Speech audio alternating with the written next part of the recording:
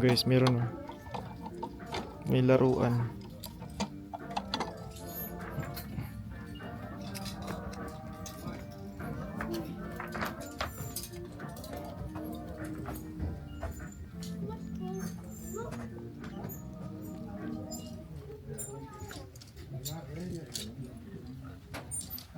Hi guys.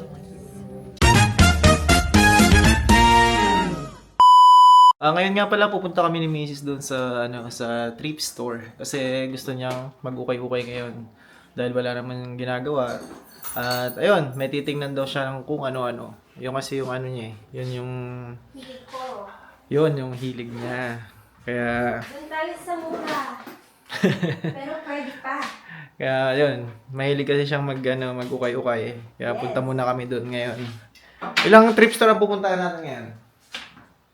Hindi ko alam, depende. Kasi dito sa lugar namin, merong 3. So, may malapit dito sa amin na walking distance. So, dyan muna kami mauna. After dyan, kung may oras pa, punta pa kami dun siguro sa iba. Depende sa kanya. Pero kung solve na siya dyan sa isa pa lang, edi dyan na lang kami. So, tara, samahan nyo kami pumunta dun sa Ukayan. Isang dito na kami sa thrift store. Yan o. Yan. Medyo maliit lang ito dito. Yan. Oh, excited na bumaba oh. Talagang ukay na oh. Bye. Wala tayong payong. Takbo! Yan guys, umalis na. Wala yan, gustong-gusto niya talaga na mag-ukay. Yan yung niya, happiness. Kaya hindi pwedeng hindi sasamahan. Sabi niya nga araw niya daw today. So, lahat ng lakad sa kanya ngayon. So, yun. Ito short mo. Oo. $4.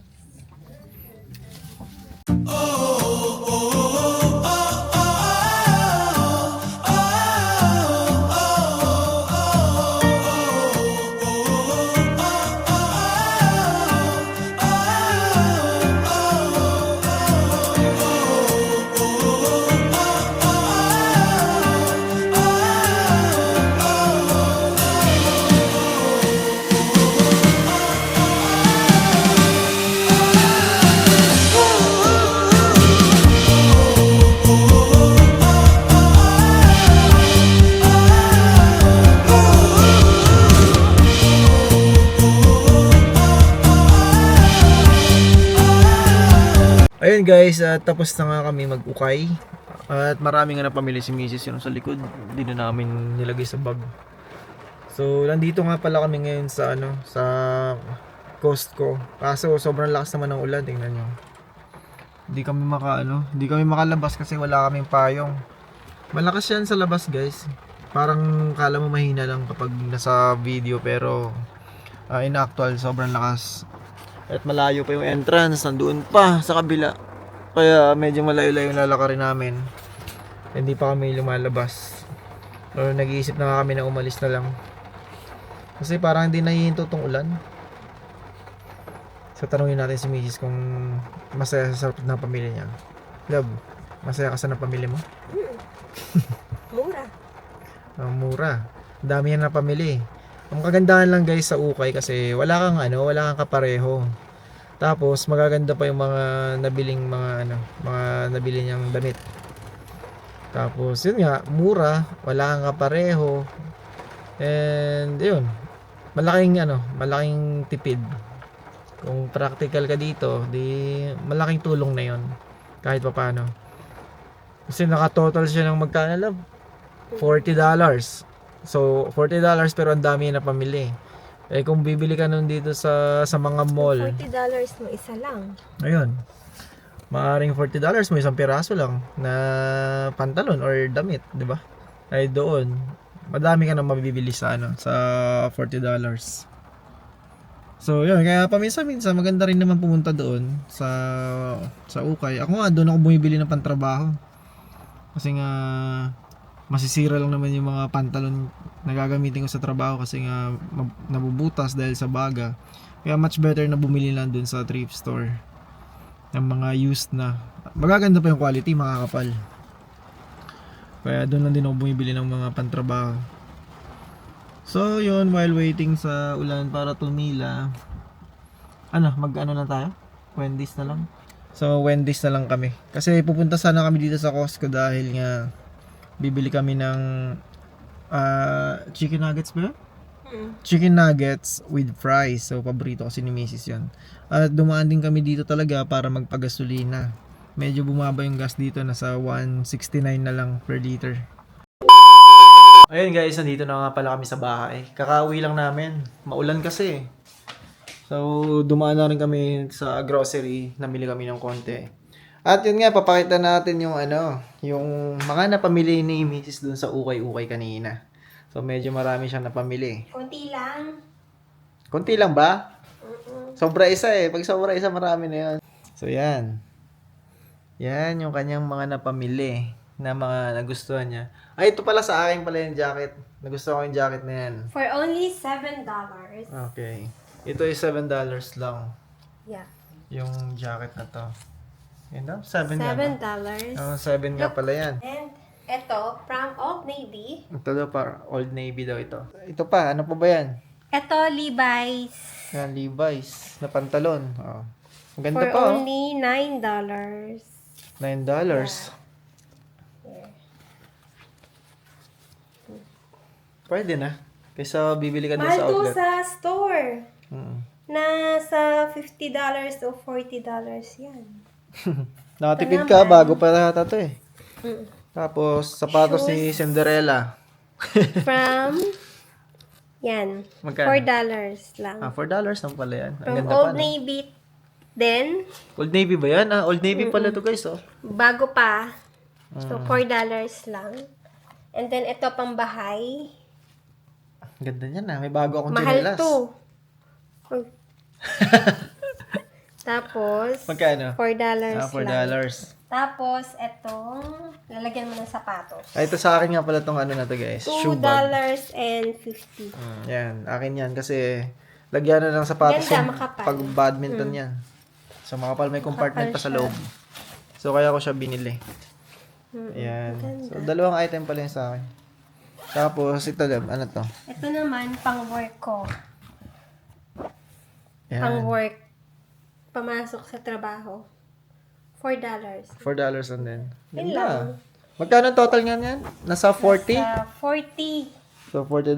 So, ilang items yung nabili natin sa $40? 4, 5, 6, 7. Okay, 7 items, $40. Kung bibilhin mo yan sa actual store, siguro yung $40. Baka sa pantalon lang na Isa Levi's. Yung 40. So, yun lang. So, ayun guys, nakatipid na naman kami ngayon. Kasi marami kaming napamili na mga items na mura lang, no? So, next time, mag-uukay ulit. Kasi si Mrs. mahilig sa ukay. Hindi naman kailangan laging brand new yung mga Basta kaya pa. gamit natin, no? Minsan kailangan din natin maging practical, kaya kung saan tayo makakatipid, doon tayo. Hindi naman nababase sa suot natin yung pagkatao natin, no? As long as malinis yung suot natin, presentable, okay na 'yon. Hindi importante yung presyo kung magkano. So, ayun. At nagutom nga kami guys at malamig yung panahon ngayon. Naisipan ko nga palang magluto muna ako ng arroz caldo. Tara, luto tayo ng arroz caldo. Okay, bago ang lahat, hugas muna tayong plato.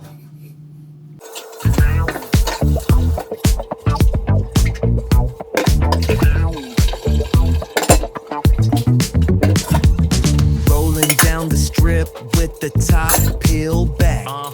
Sunshine beaming, yeah, the west where it's at. Palm trees swaying, cool breeze in the mix. Sidewalk popping, got my sneakers doing tricks. Hey, we riding real smooth. So smooth. California groove. West side, ooh yeah. BBQ's fired up, bring your crew. Retro vibes, it's what we do. Check it out. Beats on the track. Tapos na tayo maghugas ng plato. At ngayon nga pala, pinapakulo ko itong chicken breast. Kasi ihalo natin dun sa ating arroz caldo. At syempre, kapag mag-aaros kaldo, hindi pwedeng mawawala yung luya. So, kailangan natin ng guys, luya. Yan. Kailangan natin magayat ng luya. Meron pala akong kasi kapag wala nito, hindi masarap yung natin. Hindi masarap yung lugaw natin kapag wala nito.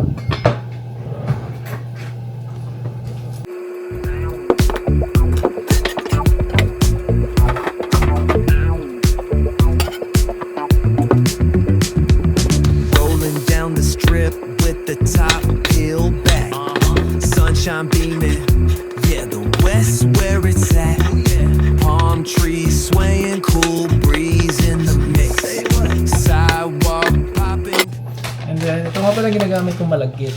So, konti-konti lang naman kapag mag-aros kaldo kasi diba, umaalis na naman siya. So, kaya ginagawa ko dyan, nilalagay ko lang siya sa maliit na lagyanan. Kasi konti lang, pinupuno ko lang to, hindi naman puno. Tapos kalating takal nga lang ito eh. Mga ganito karami, konti ito. Yan, ganyan lang siya kagamit. Kasi dalawa lang naman kami ni Macy's, so ganito lang siya dapat. Kasi maano to, mabilis umalsa. Kaya mamaya, puno na yung natin kaldero.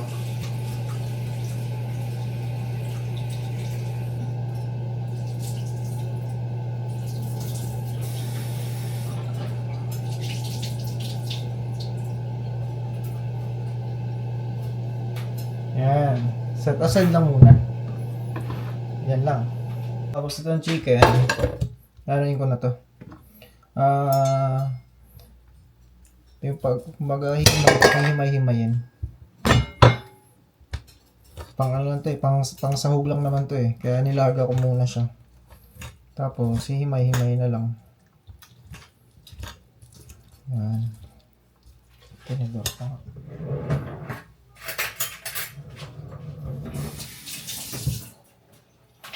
Kasi ito yung isasahog natin.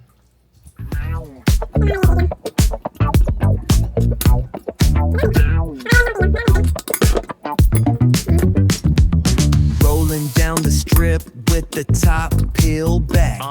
Sunshine beaming, yeah, the west where it's at. Palm trees swaying, cool breeze in the mix. One eternity later. At syempre, shoutout nga pala sa idol natin dyan sa Winnipeg, Manitoba, kay Paruel. Kasi si Paruel, lagi siyang laging nakikita ko sa mga post niya, nagluluto siya palagi ng arroz caldo. So, kaya yun, paborito ko arroz caldo, nakakuha ko sa kanya ng technique. So, may tinanong ako sa kanya, ano ba sekreto mo para sa pag-arroz caldo mo? Ayun, may sinabi siya sa akin ingredients. So, yun, nilagay ko. Sarap nga, effective, tapos healthy pa par. Thank you. So, yun. Shoutout muna natin ating mga kaibigan, no? At nakaraang gabi nga pala ay umakyat sa Pinoy Tambayan natin si Kuya Puto Mendoza. So, yun. Welcome, Kuya Puto, at salamat sa pagpa-unlock. Masaya yung mga naging kwentuhan, may mga advice si Kuya Puto doon. Kung gusto nyo mapanood guys, doon sa live namin, balikan nyo lang nung Friday night. At syempre, gusto ko lang shoutout yung ating mga kaibigan dito sa YouTube, no? Mga naging kaibigan natin online. Mga katawanan natin, no? Maraming mga masasayang mga pangyayari sa likod ng camera, no? So, unang-una, si Paruel, shoutout natin. Paruel, shoutout. Then, Gerson Villarico. Then, Mark Surya. So, congrats nga pala kay Mark kasi 1,000 subs na siya. Bilis. Anong sekreto mo, Par? And then, si David Junsay, no? Shoutout. At syempre, hindi mawawala yung ating napakakulit na si Parnardino TV. So guys, pakisuportahan Parnardino TV. Magaganda yung mga binablog niya, mga content. So makaka-relate kayo, no? And then, syempre, si Charis. Ay, hindi pala. Sorry, hindi pala Charis. Si Otep, no? Si Paring Otep. So, shoutout sa'yo, Paring Otep. At syempre, si Canada Adventures natin. So, shoutout po, shoutout. At syempre, hindi mawawala si Andrea Jedge TV sa ano sila, from US, at si Lods Arnold Booker. Shoutout sa inyo diyan sa US. And also, yung ating idol, si Idol Randy. Shoutout sa iyo, Idol Randy. Itong napaka-energetic na tao. So, may nakalimutan pa ba ako? At syempre, isa pa, yung idol natin yan sa Toronto, si Idol Babs. Shoutout sa iyo, Babs Adventure, no? Paki-follow nyo rin yun, guys, no? Maganda rin yung kino-content niya about sa buhay, Canada at family. At syempre, yun, madalas mag-comment din sa atin, si Idol Patrick Riza. Shoutout sa iyo. At si Par Robbie. So guys, this Par Robbie, supportahan din ninyo, no? Maganda yung mga binablog niya about Canada and US, about more in retirement. So makakapulot kayo ng magandang aral sa kanya.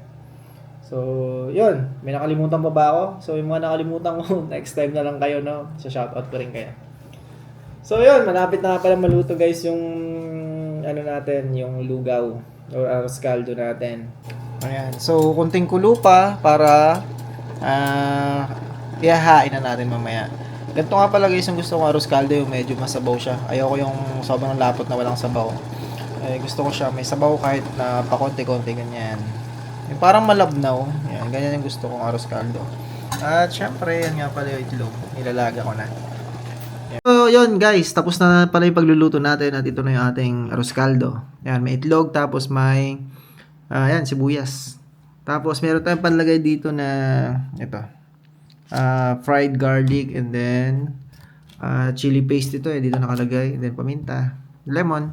So yan, ito ang aming dinner ngayon. So hindi kami kakain ng heavy ngayon, kaya ito lang muna, lugaw kami kasi masarap to. So guys, hanggang dito na lang, tatapusin ko na itong video na to. At kung hindi ka pa nakapag-subscribe, please don't forget to subscribe to my channel. And then, salamat nga pala sa mga subscribers, sa mga supporter sa channel na to. At sana hindi kayo magsawa sa panonood. So, hanggang dito na lang and see you in my next one. Bye!